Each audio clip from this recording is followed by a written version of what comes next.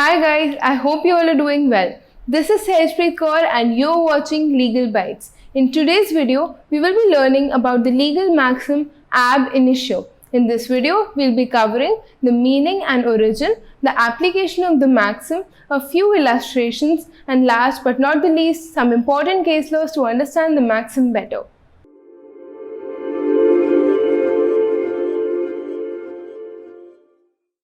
So let's get right into the video. Let's talk about the meaning and origin of the maxim ab initio. Ab initio is a Latin term. Now let's understand the meaning. Ab in Latin means from and initio means start or beginning. आप इसको English के word initial से याद कर सकते हैं.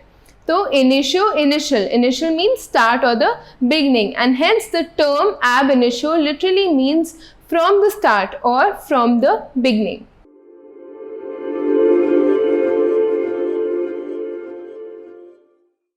तो अब हमने ab initio का सिंपल मीनिंग तो समझ लिया, which is from the start और फ्रॉम द बिगनिंग. अब हम इसको थोड़ा सा लीगल एंगल से समझते हैं.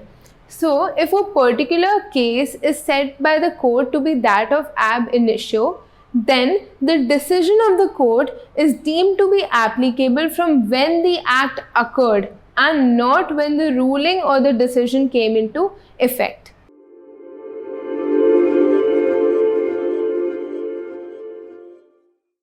Now, let's move on to the application of the maxim. You must have heard of the term void ab initio, which is derived from the phrase ab initio. Void ab initio is generally applicable in matters of marriage, property, and contracts. So, if something is declared by the court to be that of void ab initio, it is deemed that that particular thing was never legally valid at any point in time, and that it never existed.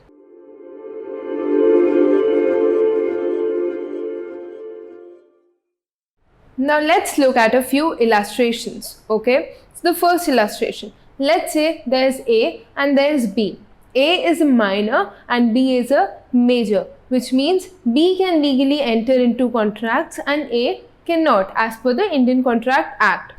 Howsoever, A enters into a contract with B for buying a particular property. B transfers the property in the name of A, but A fails to make the payment later. Now, can B move to the court of law to recover the payment? The answer is no, because the agreement is void ab initio. It is null and void in the eyes of law, since A is a minor and minors cannot enter into contracts as per the Indian Contract Act.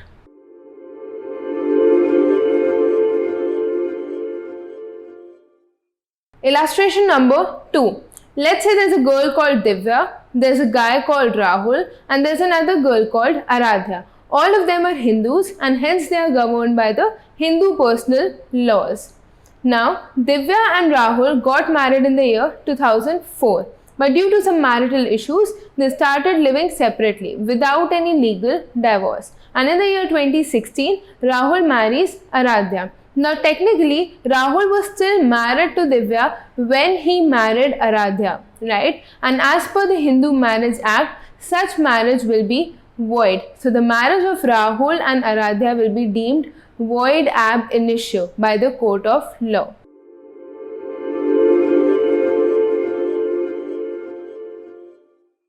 Moving on, let's take a look at these important case laws. The first case is that of Mohini Bibi versus Dharmodas Ghosh. So in this case, one of the parties to the contract was a minor and the parties entered into a mortgage deed. In this case, it was held by the Privy Council that the contract is void ab initio since a minor is not competent to enter into contracts.